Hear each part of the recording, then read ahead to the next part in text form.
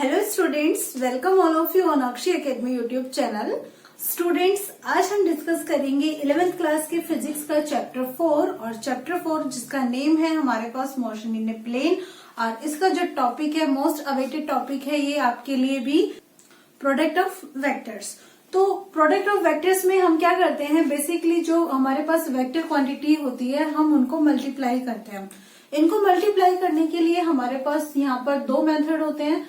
First method हमारे पास होता है स्केलर प्रोडक्ट। स्केलर प्रोडक्ट के बाद सेकंड मेथड हमारे पास होता है वेक्टर प्रोडक्ट। ठीक है, और आज इस वीडियो में हम स्केलर प्रोडक्ट को डिस्कस करेंगे। तो चलिए सबसे पहले हेडिंग डाल लीजिए आप किसकी, स्केलर प्रोडक्ट। ओके, और अब हम अपना कॉन्सेप्ट जो है यहाँ पे स्टार्ट करते हैं।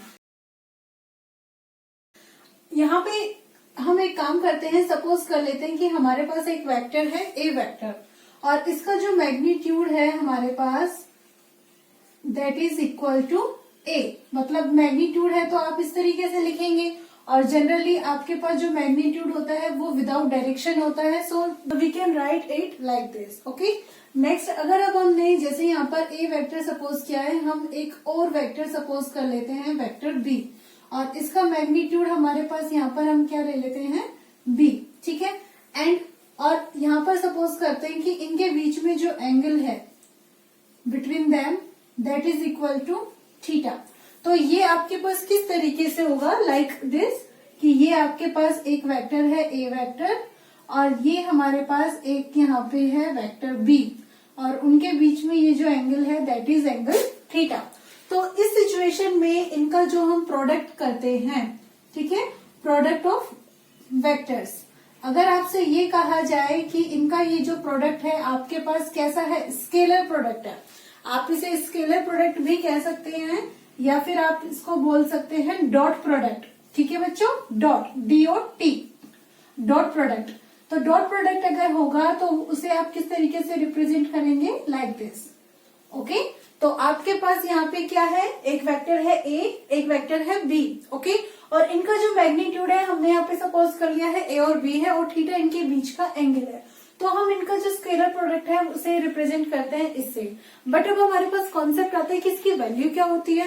तो बच्चों आप यहाँ पर देखो, जो भी आपके पास यहाँ पे वेक्टर ए डॉट वेक्टर बी होता है, एक्चुअल में इसकी जो वैल्यू होती है इनके मैग्नीट्यूड, मतलब वेक्टर ए का मैग्नीट्यूड ये हो गया है और वेक्टर बी का मैग्नीट्यूड ये हो गया, मतलब इन दोनों का मैग्नीट्यूड का यहाँ पे प्रोडक्ट है, और साथ साथ में जो इनके बीच में जो एंगल है ना थीटा, उस एंगल का यहाँ पर क्या होता है, कोसाइन होता है, that means cos theta. Okay, आप इसको इस तरीके से भी लिख सकते हैं, A B cos theta, where A and B are the magnitude of vector A and vector B respectively. तो आप ये आपके पास यहाँ पे जो डॉट प्रोडक्ट है वो आ जाता है इक्वेशन नंबर 1। तो इस इक्वेशन नंबर 1 से आप डॉट प्रोडक्ट जो है उसको डिफाइन भी कर सकते हैं। कैसे, इट इज डिफाइंड, मतलब जो भी डॉट प्रोडक्ट है वो आप डिफाइन कर रहे हैं as the product of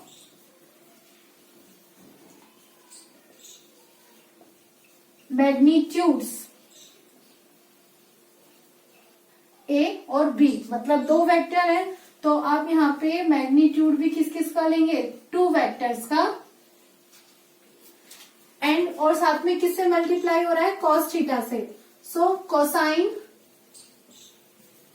of angle theta between them. तो ये हमारे पास यहाँ पर जो स्केलर प्रोडक्ट होता है उसका बेसिक कॉन्सेप्ट है कि स्केलर प्रोडक्ट को आप कैसे डिफाइन करते हैं और क्या उसकी वैल्यू होती है। ठीक है, और इनका जो प्रोडक्ट होता है ना, मतलब जो भी आपको वैल्यू मिलती है फाइनल में ए बी कॉस थीटा, ये ऑलवेज आपके पास कैसी होती है, स्केलर क्वांटिटी होती है। ओके, तो आप यहाँ पर मेंशन कर सकते हैं साथ साथ में कि the product is scalar quantity, यानी कि जो भी हमें मिलेगा यहाँ पर वो हमारे पास कैसा होगा, स्केलर क्वांटिटी होगा। ओके, तो बेसिक कॉन्सेप्ट तो हमारे पास यहाँ पे क्लियर हो जाता है। अब नेक्स्ट हम यहाँ पर देखते हैं कि जो स्केलर प्रोडक्ट है उसको आप यूज कैसे करते हो। सो आप यहाँ पर इसके लिए ले सकते हैं एग्जाम्पल्स, या फिर आप बोल सकते हैं इसको एप्लीकेशंस। ओके, सो एग्जाम्पल्स और एप्लीकेशंस ऑफ डॉट प्रोडक्ट। तो यहाँ पे मैं आपको जनरली वो एग्जांपल सबसे पहले देती हूँ जो आप थोड़ा बहुत जानते हैं, जो आपकी नहीं पढ़ा हुआ भी है। आपको ध्यान है ना, वर्क क्या होता है बच्चों? वर्क का फॉर्मूला हमारे पास होता है फोर्स इनटू डिस्प्लेसमेंट, ये हम जानते हैं। यानी कि जब हम फोर्स को डिस्प्लेसमेंट से मल्टीप्लाई करते हैं तो हमें वर्क मिल जाता है, ठीक है। लेकिन अगर आप यहाँ पर ध्यान दें तो वर्क जो होता है वो आपके पास कैसी क्वांटिटी होती है? स्केलर होती है या फिर वेक्टर होती है? तो वर्क के बारे में तो हम जानते हैं कि वर्क हमारे पास कैसी क्वांटिटी होती है? स्केलर क्वांटिटी, यानी कि हमें सिर्फ मैग्नीट्यूड चाहिए, कोई डायरेक्शन नहीं चाहिए होती है। लेकिन फोर्स या डिस्प्लेसमेंट, इन दोनों में से भी क्या कोई स्केलर क्वांटिटी होती है हमारे पास? देखो, फोर्स जो होता है वो भी एक डायरेक्शन में लग सकता है, दैट मीन्स ये वेक्टर है। और उसके बाद डिस्प्लेसमेंट, और इसमें तो हमें डायरेक्शन चाहिए ही चाहिए, तो ये भी हमारे पास कैसी होती है? वेक्टर क्वांटिटी होती है। इट मीन्स जब हम यहाँ पर फोर्स और डिस्प्लेसमेंट यानी कि दो वेक्टर्स को मल्टीप्लाई करते हैं तो हमें क्या मिल जाता है? वर्क मिल जाता है। और अब अगर हम यहाँ पर हम देखते हैं कि फोर्स और डिस्प्लेसमेंट को हम यहाँ पे मल्टीप्लाई तो कर रहे हैं, लेकिन ये कैसा मल्टीप्लीकेशन है? तो आपको यहाँ पर क्लियर कर देते हैं। वर्क यानी कि W, ये आपको मिलता है फोर्स और डिस्प्लेसमेंट के डॉट प्रोडक्ट से, ठीक है। इट मीन्स आपके पास यहाँ पर F और जो D है, मतलब फोर्स जो है ये कैसा है? वेक्टर क्वांटिटी है। और आपके पास डिस्प्लेसमेंट कैसी है? ये भी आपके पास वेक्टर क्वांटिटी है। बट आपको जो इसका प्रोडक्ट मिलता है, डॉट प्रोडक्ट यानी कि वर्क, तो वो आपको कैसा मिलता है? यहाँ पे स्केलर मिलता है। So their product is scalar quantity. Clear हुआ? तो ये तो आपके पास फर्स्ट एग्जाम्पल हो गया। सेकेंड एग्जाम्पल एक और मैं आपको यहाँ पे क्लियर करा देती हूँ, किसका? पावर का। तो बच्चों, पावर जो होती है वो हमारे पास क्या होती है? कैपेसिटी ऑफ डूइंग वर्क, यानी कि हम कितना काम कर सकते हैं उसकी कैपेसिटी हमारे पास कहलाती है पावर। बेसिकली जो पावर होता है इसका फॉर्मूला हमने क्या पढ़ा हुआ है? Work upon time. क्लियर? और वर्क हमारे पास क्या हो जाता है? F डॉट डी अपॉन, उसके बाद क्या करोगे आप? टाइम से डिवाइड कर दोगे, ठीक है। सो आप यहाँ पे कॉन्सेप्ट यूज कर सकते हो कि जो पावर है बेसिकली वो हमारे पास क्या होता है? Work upon time, okay. और जो वर्क है that is equal to vector F dot vector D upon time. अगर आप इस डिस्प्लेसमेंट में टाइम से डिवाइड करो तो आपको क्या मिलेगी? वेलोसिटी मिलेगी। और वेलोसिटी को हम किससे रिप्रेजेंट करते हैं? V से।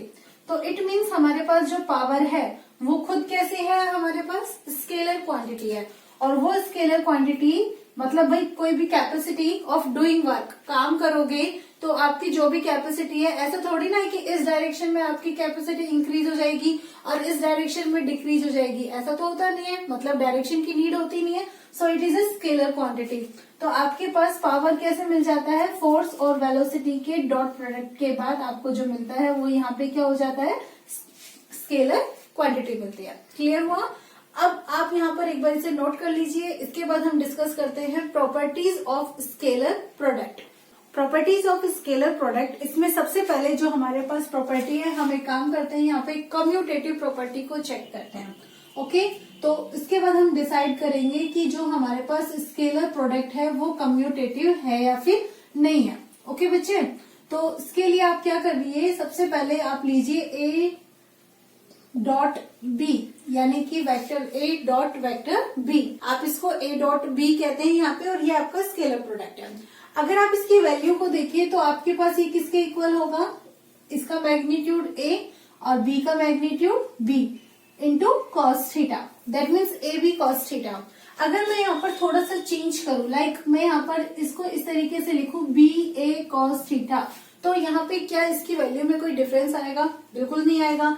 सो BA कॉस थीटा कर दिया मैंने, क्यों? क्योंकि मैंने AB की जो वैल्यू है उसको यहाँ पे रिवर्स किया है, ठीक है। तो BA कॉस थीटा के अगर मैं कॉन्सेप्ट को यूज करूँ स्केलर प्रोडक्ट के अंदर, तो वो मेरे पास क्या होगा? Vector B dot vector A। It means vector A dot vector B, यानी कि जो भी आपके पास इसकी वैल्यू होती है, अगर आप इसकी वैल्यू को रिवर्स करें, that means vector B dot vector A करें, तो भी कैसी रहती है? इक्वल रहती है। तो ये आपकी फर्स्ट प्रॉपर्टी होती है। So we can say that scalar product is commutative. ये आपकी फर्स्ट प्रॉपर्टी हो गई है। क्लियर? इसके साथ साथ अब हम बात करते हैं किसकी, डिस्ट्रीब्यूटिव प्रॉपर्टी की। तो डिस्ट्रीब्यूटिव प्रॉपर्टी में यानी कि सेकंड पॉइंट, अगर हम यहाँ पर ये ले कि ये ए वेक्टर है, ठीक है, और यहाँ पे आपके पास ये वेक्टर बी है और ये है प्लस में वेक्टर सी, तो आपकी जो डिस्ट्रीब्यूटिव प्रॉपर्टी है वो यहाँ पे फॉलो करती है। दैट मीन्स वेक्टर ए का प्रोडक्ट आप सबसे पहले किसके साथ करोगे, बी के साथ, तो आपको आंसर मिलेगा वेक्टर ए डॉट वेक्टर बी। उसके बाद प्लस, यहाँ पर प्लस है और फिर ये आपके पास होगा तो वेक्टर ए डॉट वेक्टर सी। तो आप यहाँ पर मेंशन कर सकते हैं क्या कि स्केलर प्रोडक्ट इज डिस्ट्रीब्यूटिव। ये हमारे पास कैसा होता है, डिस्ट्रीब्यूटिव प्रॉपर्टी को भी फॉलो करता है। क्लियर हुआ? अब ये आपकी सेकंड प्रॉपर्टी हो गई है। थर्ड प्रॉपर्टी हम लेते हैं, ठीक है। अब यहाँ पे हमने कम्यूटेटिव और डिस्ट्रीब्यूटिव ये वाला कॉन्सेप्ट तो यूज कर लिया है। अब बेसिकली हम यहाँ पर एक नया कॉन्सेप्ट यूज करते हैं, उसके अकॉर्डिंग हम लेते हैं कि if theta is equal to 0 degree. Okay बच्चा, थीटा आपके पास 0 डिग्री है, इट मीन्स यानी कि जो भी आपके पास वेक्टर ए या वेक्टर बी है, जैसे हम यहाँ पर कह रहे थे कि भाई अगर आपने यहाँ पे वेक्टर बी लिया है और ये आपने लिया है यहाँ पे वेक्टर ए, तो थीटा इन दोनों के बीच का एंगल है। अब आपने कहा है कि theta is equal to 0 degree, that means ये दोनों वेक्टर्स जो हैं वो कैसे हैं, सेम डायरेक्शन में है, मतलब पैरेलल है। ओके, सो आप यहाँ पर कह सकते हैं if theta is equal to 0 degree that is vectors are parallel.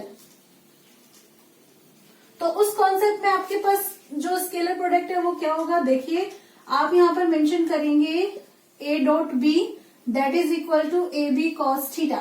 ये तो हमारा फॉर्मूला होता ही होता है। आप थीटा की वैल्यू 0 डिग्री अप्लाई कर दीजिए, सो कॉस 0 डिग्री, और कॉस 0 डिग्री की वैल्यू क्या होती है भाई, 1 होती है। So it is equal to A B into 1 and that is equal to A B. तो आपके पास ये कॉन्सेप्ट हो गया है कि जो भी आपके पास यहाँ पे वेक्टर ए डॉट वेक्टर बी है, दैट मीन्स डॉट प्रोडक्ट, वो आपके पास किसके इक्वल है, ए बी। और ए क्या है भाई, this is the magnitude of a, and b क्या है आपके पास, magnitude of B.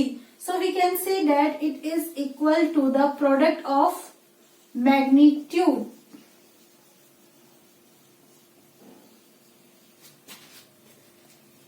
Of the vectors. तो ये हमारे पास जो भी वेक्टर्स होते हैं उनका क्या होता है, मैग्नीट्यूड होता है। अब बच्चों आपको ध्यान है कि जो भी आपके पास यहाँ पे कॉस थीटा होता है उसकी मैक्सिमम वैल्यू क्या होती है, भाई आप ये पढ़ चुके हो क्या कि कॉस थीटा जो होता है उसकी वैल्यू -1 से लेकर 1 के बीच में होती है ना। इट मीन्स आपके पास जो मैक्सिमम वैल्यू होगी कॉस थीटा की वो क्या होगी, +1 होगी। और जो हमारे पास कॉन्सेप्ट है इसमें आपके पास जो कॉस थीटा होता है वो कितना होता है, भाई यहाँ पे भी तो हमारे पास कॉस थीटा कितना हो जाता है, 1 हो जाता है, यानी कि मैक्सिमम वैल्यू होती है। So we can say that it is the maximum value of product of two vectors. Okay, समझ में आया ना कॉन्सेप्ट, ये हमारे पास क्या है, मैक्सिमम वैल्यूज है,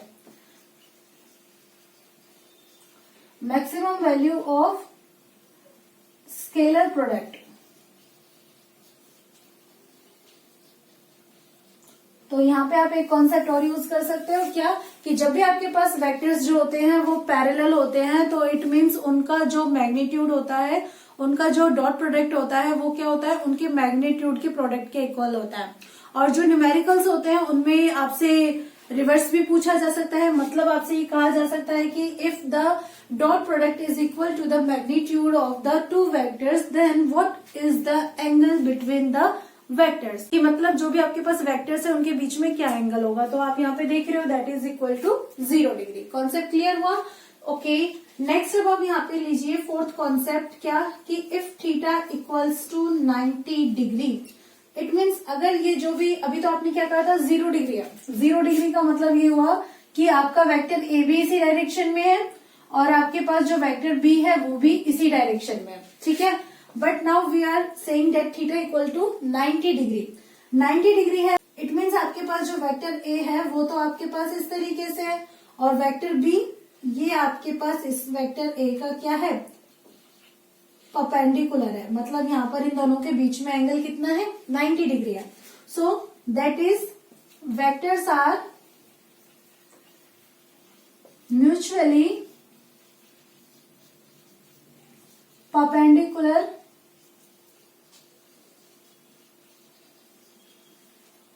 to each other। तो बच्चों इस कंसेप्ट में आपके पास फिर cos थीटा की वैल्यू क्या हो जाएगी, बताओ भाई। cos theta that means cos 90 degree, ये आपके पास किसके इक्वल हो जाएगा, cos 90 degree equals to 0। Okay, तो अगर ये इक्वल्स टू 0 हुआ तो आपके पास जो यहाँ पे डॉट प्रोडक्ट है ये किसके इक्वल होगा, ए बी cos थीटा, और cos थीटा आपके पास है यहाँ पे cos 90 डिग्री, और cos 90 डिग्री की वैल्यू होती है 0। आप 0 से मल्टीप्लाई करोगे तो ये भी क्या आ जाएगा 0।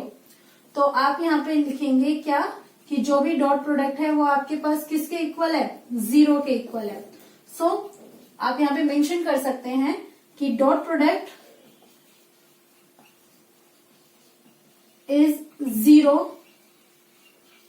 फॉर परपेंडिकुलर वेक्टर्स, यानी कि अगर हमारे पास परपेंडिकुलर वेक्टर्स है तो उनके लिए जो डॉट प्रोडक्ट है वो कैसा हो जाता है, 0 हो जाता है। क्लियर। रिवर्स भी पॉसिबल है। रिवर्स कैसे, कि अगर आपसे ये कहा जाए कि आपके पास जो डॉट प्रोडक्ट है वो क्या है, 0 है, तो एंगल कितना होगा। सो हम आराम से कह सकते हैं कि भाई अगर हमारे पास डॉट प्रोडक्ट 0 है तो दैट मीन्स जो भी हमारे पास वेक्टर्स है वो कैसे होंगे, म्यूचुअली परपेंडिकुलर होंगे। ठीक है, तो ये आपकी यहाँ पे फिलहाल 4 प्रॉपर्टीज हो जाती हैं, आप एक बार इसे नोट कर लीजिए। देन हम जो फर्दर प्रॉपर्टीज है उनको भी यहाँ पे डिस्कस कर लेते हैं।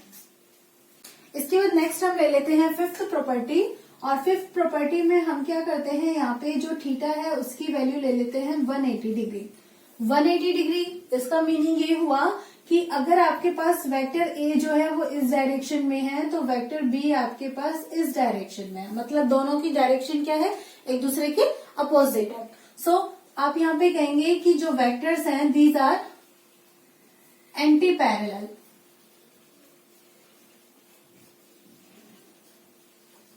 अगर आपके पास ये जो केस होता है तो यहाँ पे आपके पास cos थीटा कितना हो जाता है भाई, बताओ। cos theta that means cos 180 degree, और इसकी वैल्यू आपके पास क्या होती है, -1 होती है। सो आपका जो डॉट प्रोडक्ट है वो क्या होगा, A dot B, A B और cos theta that is equal to -1। तो ये हमारे पास क्या हो जाता है, -ab होता है। अब ये जो वैल्यूज हैं आपके पास किस में है, माइनस में है तो मैग्नीट्यूड बट माइनस में है, तो ये हमारे पास कैसी हो जाती है, यहाँ पे मिनिमम वैल्यू होती है। ठीक है बच्चों, cos जो वैल्यू होती है cos थीटा की -1 कैसी होती है, मिनिमम वैल्यू होती है। सो आपके पास इसका जो स्केलर प्रोडक्ट है ये भी कैसा होगा, मिनिमम होगा। नेक्स्ट इसके बाद हम प्रॉपर्टी ले लेते हैं क्या, कि अगर हम यहाँ पे ये कॉन्सेप्ट ले, if vector A is equal to vector B, इसका मीनिंग क्या हुआ कि जो भी हमारे पास यहाँ पे वेक्टर्स हैं ये कैसे हैं भाई, आपने यहाँ पे क्लियर बोला है vector A is equal to vector B, मतलब डायरेक्शन भी आपकी सेम है और आपका जो मैग्नीट्यूड है वो भी आपका सेम है। तो आपके पास इस तरह के जो वेक्टर्स होते हैं वो कैसे होते हैं, इक्वलेंट होते हैं, मतलब इक्वल वेक्टर्स होते हैं।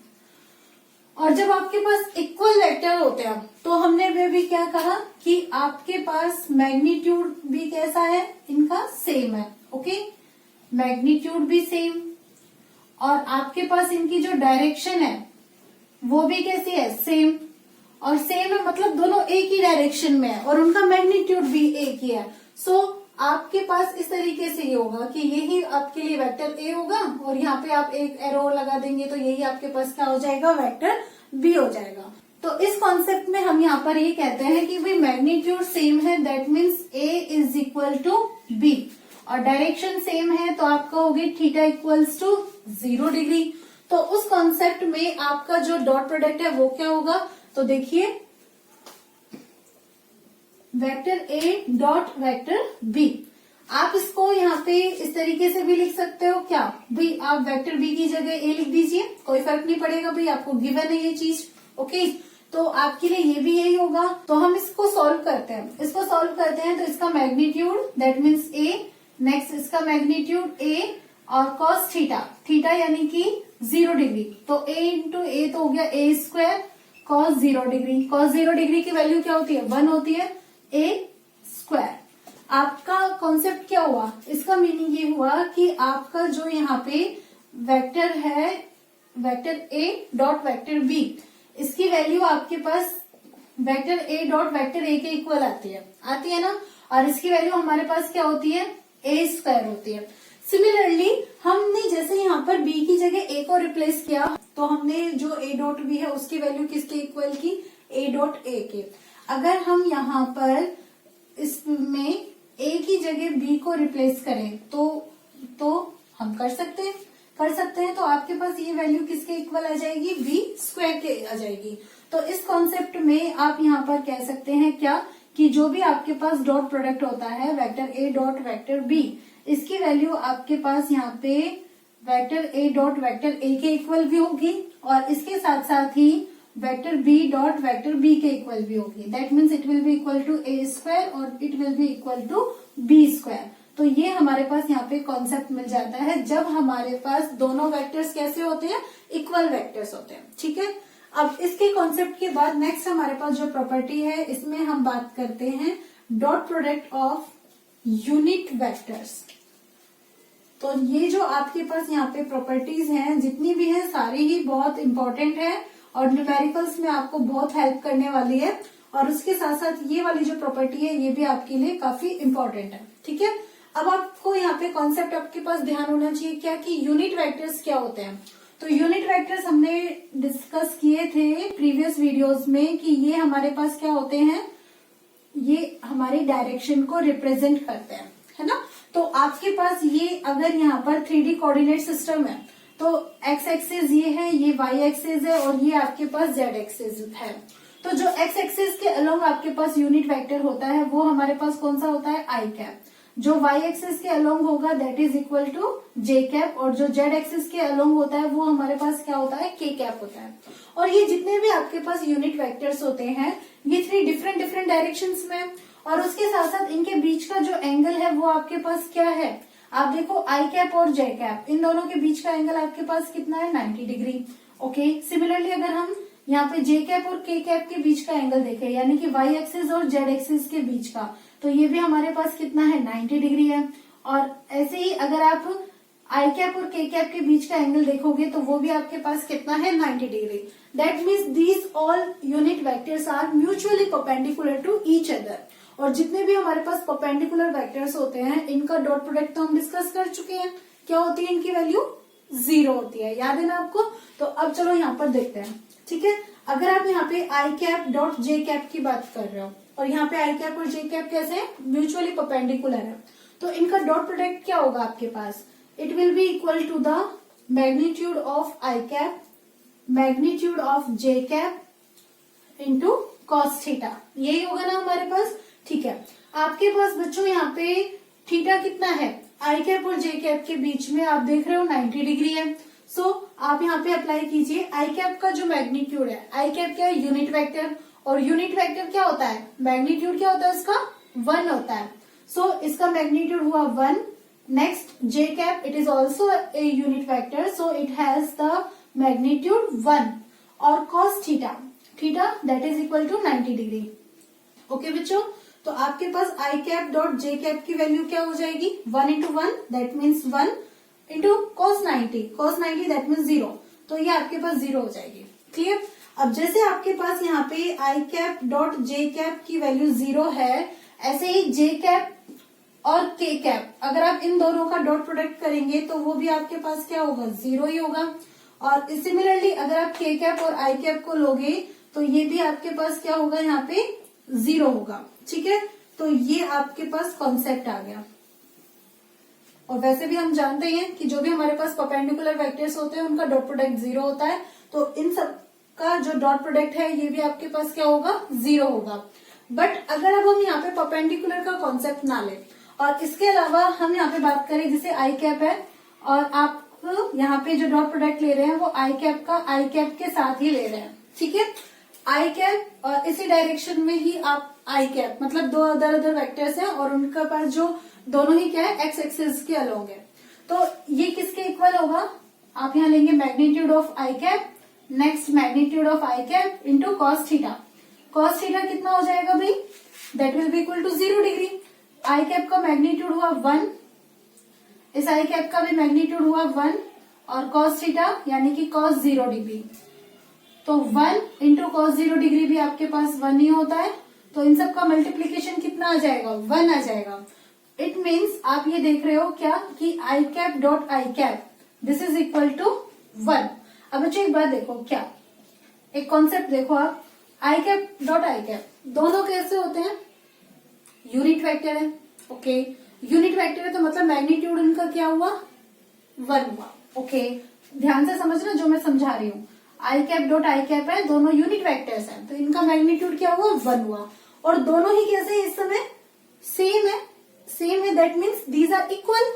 और इक्वल वेक्टर्स का तो हमने सीन पढ़ा ही है, क्या ये होता है भाई स्क्वायर ऑफ मैग्नीट्यूड। तो आप यहाँ पे ये भी कह सकते हो एक तरीके से आई कैप का जो भी मैग्नीट्यूड है उसका square and that is equal to 1। Clear हुआ कॉन्सेप्ट। और जैसे आपने I cap dot I cap की बात की है, ऐसे ही हम यहाँ पर J cap dot J cap भी ले सकते हैं, मतलब जो वाई एक्सिस के अलोंग है। Similarly we can take K cap dot K cap, इन सब की वैल्यू आपके पास क्या हो जाएगी, 1 हो जाएगी। ठीक है, तो ये आपके पास यहाँ पे हो जाता है scalar product of unit vectors. Clear, आप इसको नोट कर लीजिए। नेक्स्ट हम फर्दर जो प्रॉपर्टी है उसको डिस्कस करते हैं। इसके बाद जो नेक्स्ट कॉन्सेप्ट है हमारे पास है dot product in the form of components, यानी कि जो भी हमारे पास कंपोनेंट्स होते हैं वेक्टर के, अगर हमें उस फॉर्म में डॉट प्रोडक्ट करना पड़े तो हम कैसे करेंगे। तो इसके लिए हम यहाँ पर 2 वेक्टर्स जो है वो सपोज कर लेते हैं, लाइक ए वेक्टर। आपके पास जो कंपोनेंट्स होते हैं वो मैक्सिमम 3 कंपोनेंट्स हो सकते हैं, ये हम डिस्कस कर चुके हैं प्रीवियस वीडियोज में। तो वो आपके पास क्या क्या होंगे, ए X I cap plus A Y J cap plus A Z K cap. Okay, आपने एक तो ये सपोज कर लिया है। और नेक्स्ट जो हम यहाँ पर लेते हैं वेक्टर बी, ये भी हम इसी तरीके से ले लेते हैं। एक्स एक्सिस के अलोंग तो बी एक्स, आप यहाँ पे लीजिए वाई एक्सिस के अलोंग में बी वाई और जेड एक्सिस के अलोंग में बी जेड। तो इनका जो डॉट प्रोडक्ट है वो आपके पास क्या होगा। ओके, तो सिंपल सी बात है भाई, डॉट प्रोडक्ट कर रहे हो दैट मीन्स आप वेक्टर ए डॉट वेक्टर बी करोगे। ओके, और जो भी वेक्टर ए और वेक्टर बी की वैल्यूज है वो आप यहाँ पे अप्लाई कर दोगे। तो वो आपके पास यहाँ पे क्या क्या है, vector A that is equal to A X I cap plus A Y J cap plus A Z K cap. आप इसको डॉट प्रोडक्ट कर रहे हो, यानी कि डॉट लगाएंगे किसके साथ में, B x I cap plus b Y J cap plus b Z K cap. अब हम इसको एक काम कर सकते हैं, मैं अच्छे तरीके से स्टेप बाय स्टेप जो है आपको यहाँ पे सॉल्व करके दिखा देती हूँ। ठीक है, तो इसके लिए हम जो प्रॉपर जो मल्टीप्लीकेशन करते हैं ना, हम वो करते हैं। तो जब हम यहाँ पे मल्टीप्लीकेशन करेंगे प्रॉपर, तो वेक्टर ए डॉट वेक्टर बी क्या होगा, देखो ए एक्स है, अब आप यहाँ पर इसे बी एक्स से मल्टीप्लाई करोगे तो आप लिखेंगे ए एक्स बी एक्स। यहाँ पे आपके पास यूनिट वेक्टर क्या है, आई कैप, और ये आई कैप। ठीक है भाई, जब हम डॉट प्रोडक्ट करते हैं तो हम क्या करते हैं, वेक्टर्स के बीच में ये जो प्रोडक्ट करते हैं। ए एक्स का मैग्नीट्यूड है, हमने तो मैग्नीट्यूड का प्रोडक्ट हमने इसलिए अलग से लिख दिया। ठीक है, अगर आप कहीं सोचे कि मैम आपने ऐसे क्यों नहीं लिखा ए X I cap dot B x I cap, तो ये मैं आपको क्लियर कर रही हूँ। ए एक्स और बी एक्स आपके पास क्या है, मैग्नीट्यूड्स है, तो मैग्नीट्यूड का तो प्रोडक्ट इजीली हो जाता है। अब बच्चे आपके पास जो वेक्टर्स यानी कि जो डायरेक्शन है वो एक आई कैप यहाँ पे है और इसकी भी डायरेक्शन क्या है, आई कैप। तो आप यहाँ पे डॉट प्रोडक्ट किसके बीच में करोगे, वेक्टर्स के बीच में। सो आपने यहाँ पे लिखा i cap dot I cap. Clear, next अब आप लीजिए ए एक्स को किससे मल्टीप्लाई करोगे, बी वाई से। सो ए एक्स बी वाई, यहाँ पे आपके पास आई कैप है और यहाँ पे क्या बचा, जे कैप। क्लियर, प्लस अब आप लीजिए ए एक्स को किसके साथ, बी जेड के साथ। यहाँ पे आई कैप है और यहाँ पे के कैप। अब जैसे हमने यहाँ पे ए एक्स वाली टर्म को पहले मल्टीप्लाई किया है, अब हम ए वाई वाली टर्म्स को मल्टीप्लाई करते हैं। प्लस ए वाई को किया बी एक्स के साथ, ए वाई के पास है जे कैप और वहां पे है आई कैप। और सिमिलरली हम यहाँ पे मल्टीप्लाई करेंगे, तो मैं यहाँ पे एक बार लिख देती हूँ, आप देख लीजिए। और अगर नहीं आया हो समझ में तो आप मुझे कमेंट कर दीजिएगा, मैं वहां पे आपको अच्छे से एक्सप्लेन कर दूंगी। ओके, नेक्स्ट अब आप ए जेड वाला लेंगे, तो ए जेड का पहले बी एक्स के साथ, यहाँ पे के कैप है I cap, plus A Z का बी वाई के साथ, यहाँ पे के कैप, यहाँ पे जे कैप। नेक्स्ट ए जेड का बी जेड के साथ, यहाँ पे के कैप और वहां पे भी के कैप। अब हम इसको सॉल्व करते हैं, ठीक है। तो बच्चों यहाँ पे देखो, जो भी आप डॉट प्रोडक्ट कर रहे हो वो किस किस के बीच में कर रहे हो, बेसिकली यूनिट वेक्टर्स है यहाँ पे, और यूनिट वेक्टर्स के बीच में कैसे करते हैं वो मैं एक्सप्लेन कर चुकी हूँ। तो हम इसकी वैल्यू जो है वो अप्लाई कर देते हैं सबकी।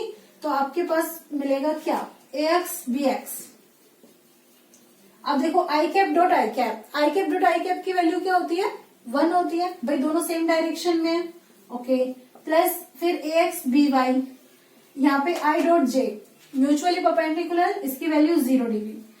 सिंपल सा कॉन्सेप्ट है, जब एक जैसे यूनिट वेक्टर है, मतलब आई के साथ आई, जे के साथ जे, के साथ के, तो उनका डॉट प्रोडक्ट है 1, अदरवाइज 0, बाकी सब 0। तो यहाँ पे देखो ए एक्स बी जेड है, तो ये भी कितना हो गया 0। नेक्स्ट टाइम पे ए वाई बी एक्स, और ये है 0, plus A Y B Y 1, plus A Y B Z, this is 0। और फिर उसके बाद थर्ड पॉइंट पे है ए जेड बी एक्स, ये भी 0 है, के कैप डॉट आई कैप है तो 0 है, प्लस ए जेड बी वाई, ये भी आपके पास म्यूचुअली परपेंडिकुलर है सो 0, और a z b z same direction में है तो 1। सॉल्व कीजिए, a x b x into 1 ये रहेगा, और इसके अलावा एक वैल्यू आपके पास ये रहेगी, और एक आपके पास ये रहेगी। That means a x b x plus A Y B y plus A z b z. तो ये आपके पास ना कंपोनेंट्स के फॉर्म में डॉट प्रोडक्ट आ जाता है। मैंने यहाँ पे आपको स्टेप बाय स्टेप सॉल्व कराया है बच्चे, मतलब रटवाया नहीं है, वरना रटने के लिए भी बहुत आसान है कि भाई एक्स वाले एक साथ, वाई वाले एक साथ और जेड वाले एक साथ, बट ये आपका एक प्रॉपर मेथड है कि कैसे आपकी ये वैल्यू आई है। तो ये आपका यहाँ पे आंसर है, ठीक है।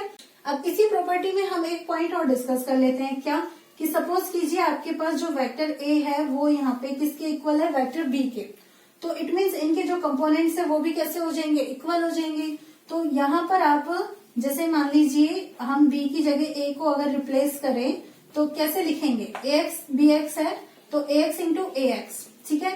फिर next time a y into a y, फिर a z into a z, that means a x square plus A y square plus A z square. और ये हमारे पास किसकी वैल्यू होती है, ये तो हमारे पास मॉड्यूलस का स्क्वायर हुआ ना, और मॉड्यूलस दैट मीन्स मैग्नीट्यूड, और ये हो गया इसका स्क्वायर।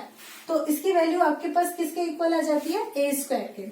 या फिर आप ये भी कह सकते हो कि this is also equal to vector b dot vector b, and it is also equal to what, b x square plus b y square plus b z square, that means b square. तो ये हमारे पास यहाँ पे concept हो जाता है dot product in the forms of component.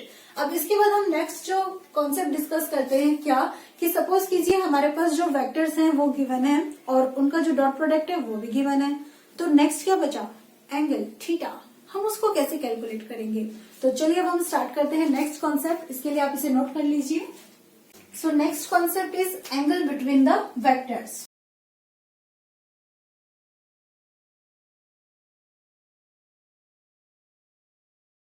If their dot product is given, जैसे कि मैंने आपको यहाँ पे कॉन्सेप्ट अभी एक्सप्लेन किया, तो आपके पास डॉट प्रोडक्ट जो है वो गिवन है, that means a dot b की वैल्यू आपके पास है। तो ए डॉट बी की वैल्यू आपके पास कितनी होगी, ये देखिए ए डॉट बी, फॉर्मूला क्या होता है, ए बी कॉस थीटा। आप इसको इस तरीके से भी रिप्रेजेंट कर सकते हो, या फिर आप मॉड्यूलस के फॉर्म में रिप्रेजेंट करेंगे तो ऐसे भी यहाँ पे मेंशन कर सकते हो। आपको चाहिए angle, angle that means theta. तो थीटा के लिए आप यहाँ पर क्या करेंगे, कॉस थीटा की कैलकुलेशन करेंगे, ओके। सो कॉस थीटा, तो यहाँ पे आपके पास जो डॉट प्रोडक्ट है वो लिखेंगे अपॉन ए बी, क्या है डिनोमिनेटर में आ जाएगा, that means this is the angle. आप इस तरीके से या फिर इस फॉर्मूले में अपनी वैल्यूज जो है अप्लाई करके जो एंगल है थीटा उसकी कैलकुलेशन यहाँ पे कर सकते हो, ओके। ये आपके पास यहाँ पर एंगल निकालने का कॉन्सेप्ट है, ठीक है। अब नेक्स्ट हम यहाँ पे क्या करते हैं, एंगल आपके पास है, नेक्स्ट हमारे पास जो काफी इंपॉर्टेंट कॉन्सेप्ट है वो है geometrical interpretation of dot product.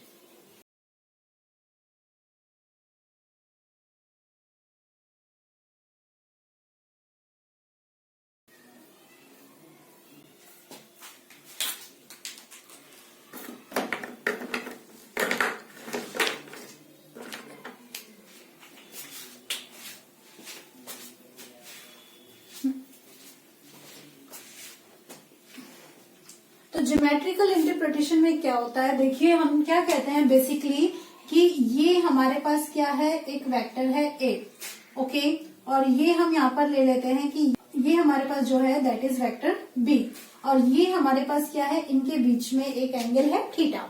अब स्केलर प्रोडक्ट यानी कि डॉट प्रोडक्ट को आप ज्योमेट्रिकली कैसे डिफाइन करते हैं, तो आपके पास फॉर्मूला होना चाहिए सबसे पहले ए डॉट बी, इसकी वैल्यू क्या होती है, this is equal to A B cos theta. अच्छा बताइए क्या मैं इसको इस तरीके से लिख सकती हूँ,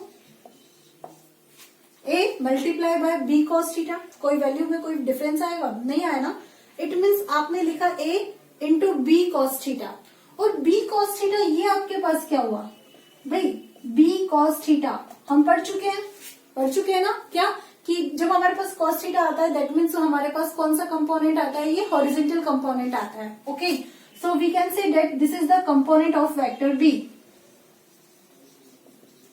अब ये कंपोनेंट ऑफ वेक्टर बी तो है, लेकिन ये कहाँ पे है, कौन सी डायरेक्शन में है, तो अब आप यहाँ पर देखो ये इस तरीके से आपके पास फिगर है। अगर सपोज कीजिए हम यहाँ पर बी से एक परपेंडिकुलर जो है वो ड्रॉ करते हैं इस तरीके से, ये हमने यहाँ पर एक परपेंडिकुलर ड्रॉ किया, तो ये आपके पास यहाँ पर कितने डिग्री का एंगल बना रहा है, 90 डिग्री का एंगल बना रहा है, ओके। तो यहाँ पर ये 90 डिग्री का एंगल है, ये आपके पास थीटा है, तो ये वाली जो वैल्यू है आपके पास किसकी हो जाएगी, बेस हो जाएगा, और ये हमारे पास क्या होगा, हाइपोटेनस, और ये क्या होगा, परपेंडिकुलर।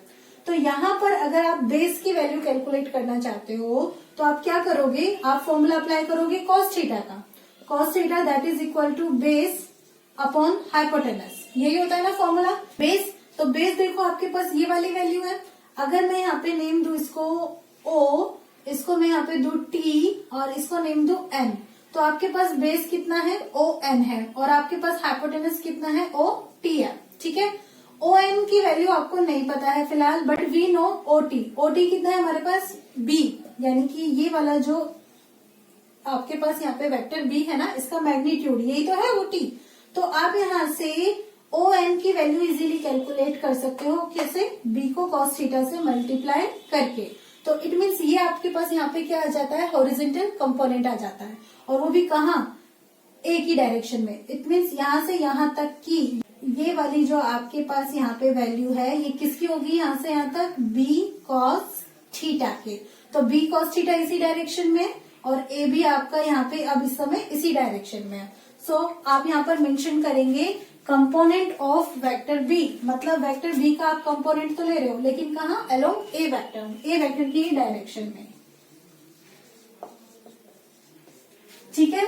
तो ये आप इस तरीके से भी इसको लिख सकते हैं, या फिर आप यहाँ पर कॉन्सेप्ट यूज कर सकते हैं क्या, कि ये हमारे पास क्या है, प्रोजेक्शन है, याद है ना आपको, मैंने बताया था लास्ट में आपको projection b, so it is projection of vector b on vector a, ये हमारे पास इसका प्रोजेक्शन है। तो अगर आपसे यहाँ पे प्रोजेक्शन पूछा जाए कि भाई प्रोजेक्शन जो है आपके पास वो क्या है, प्रोजेक्शन ऑफ बी ऑन ए, तो आप कैसे कैलकुलेट करेंगे, तो जब भी आपसे प्रोजेक्शन पूछा जाता है उस कॉन्सेप्ट में आप बी कॉस थीटा की वैल्यू कैलकुलेट करेंगे, ठीक है। और वो इस फॉर्मूले में कैसे मिलेगी, आपके पास ये डॉट प्रोडक्ट, और ये जो ए है ये यहाँ पे आ जाएगा डिनोमिनेटर में, तो ये हमारे पास फॉर्मूला हो जाता है, ये आपका मैग्नीट्यूड है, तो आप इसे इस तरीके से भी रिप्रेजेंट कर सकते हैं,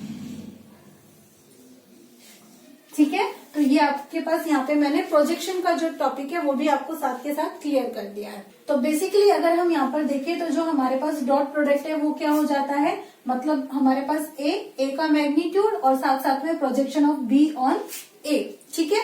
अब जरूरी नहीं है कि हमेशा हम बी का ही प्रोजेक्शन ले, हम ए से भी प्रोजेक्शन जो है वो बी पे बना सकते हैं। अगर हम ए से प्रोजेक्शन बी पे बनाएंगे तो कैसे बनाएंगे, तो उसके लिए मैं यहाँ पे आपको एक्सप्लेन कर देती हूँ। ये देखिए आप, ये आपने सपोज किया कि ये आपके पास ए वेक्टर है, ठीक है, और ये ले लिया आपने यहाँ पे वेक्टर बी, और ये इनके बीच का एंगल है थीटा। अब आपको क्या करना है, ए से प्रोजेक्शन डालना है कहाँ पे, बी पे। इट मीन्स आप ए से परपेंडिकुलर ड्रॉ करोगे, और जो परपेंडिकुलर ड्रॉ करोगे आप इस तरीके से ड्रॉ करोगे। देखिए ये तो ये आपके पास यहाँ पर 90 डिग्री का एंगल बन जाएगा। ठीक है, तो जैसे हमने यहाँ पे कॉन्सेप्ट देखा कि जो हमने परपेंडिकुलर ड्रॉ किया वहां से इसकी यहाँ से यहाँ तक की वैल्यू क्या है, हमारे पास बेस है। सो सिमिलरली अब जब हम यहाँ पे परपेंडिकुलर ड्रॉ कर रहे हैं, ठीक है, तो परपेंडिकुलर आप यहाँ पे ड्रॉ कर रहे हो तो ये वाली वैल्यू आपके पास किसकी है, बेस की है। अब ये आप ए से डाल रहे हो कहाँ पे, इधर, तो ये आपके पास किसका फॉर्मूला आएगा, ए कॉस थीटा का, यहाँ से यहाँ तक। ठीक है, तो ये आपके पास ए कॉस थीटा अगर आता है तो आप यहाँ पर मेंशन कर सकते हो इसी तरीके से, क्या, similarly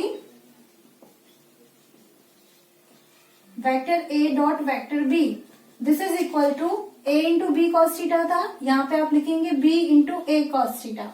okay, that means b, और ये मल्टीप्लाई हो रहा है किससे, कंपोनेंट ऑफ वेक्टर ए का आपने यहाँ पे क्या लिया है, कंपोनेंट लिया है। ओके, और वो भी कहाँ, बी कैप की डायरेक्शन में अलोंग वेक्टर बी, या फिर आप इसको ऐसे भी लिख सकते हो, बी इंटू प्रोजेक्शन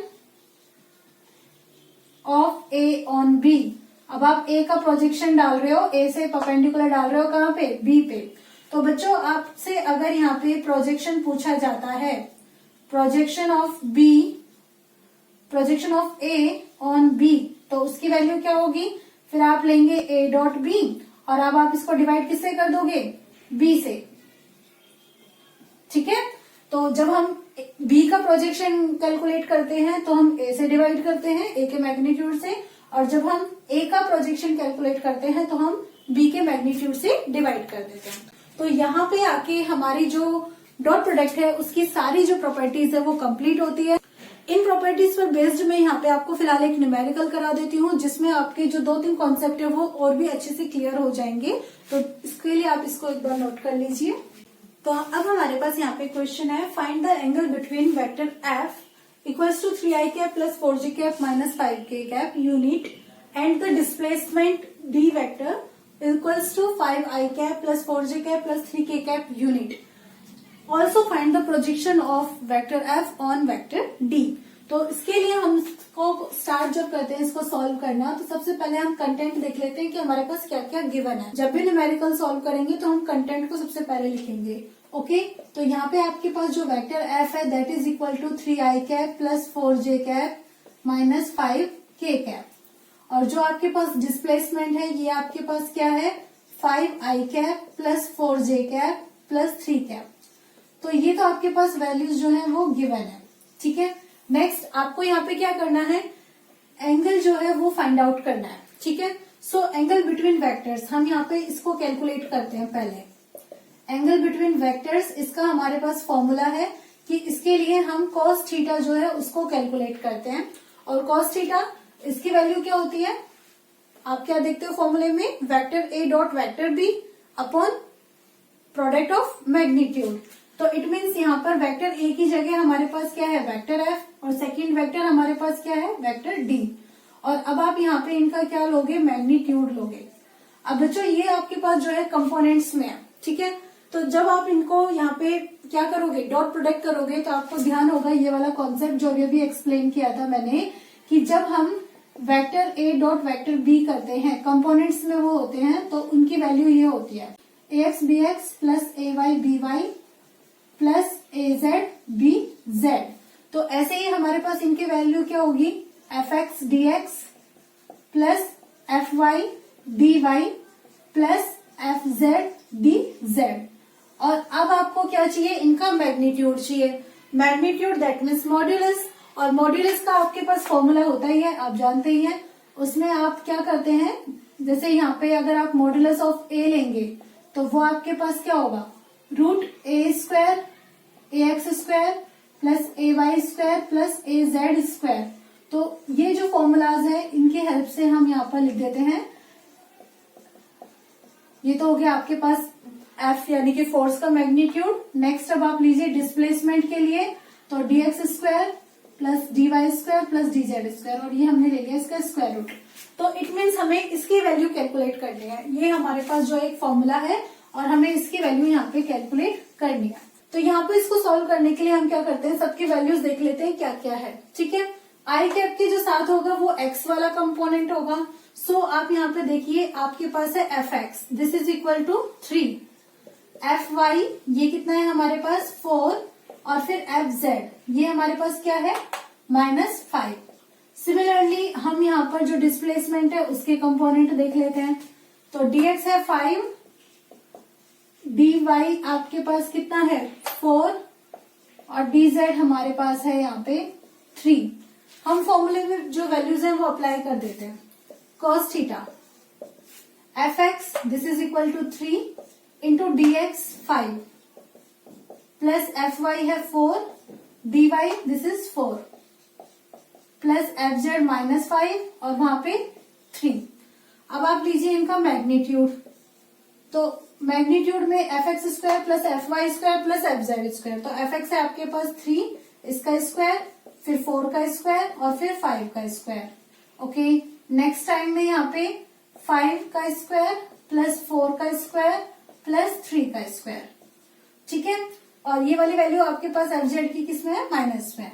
हम यहाँ पे इसको सॉल्व करते हैं। तो 3 इंटू 5 हो गया 15, 4 इंटू 4 हुआ 16, माइनस 5 इंटू 3 कितना हुआ 15, अपॉन स्क्वायर रूट यहाँ पे 3 का स्क्वायर 9, 4 का स्क्वायर 16 और 5 का स्क्वायर 25। तो 9 प्लस 16 प्लस 25। ओके, अब यहाँ पर माइनस है तो माइनस का स्क्वायर भी क्या हो जाता है प्लस हो जाता है। सेम आपके पास वही डिजिट यहाँ पे है, 5 का स्क्वायर 25, 4 का 16 और फिर 3 का 9।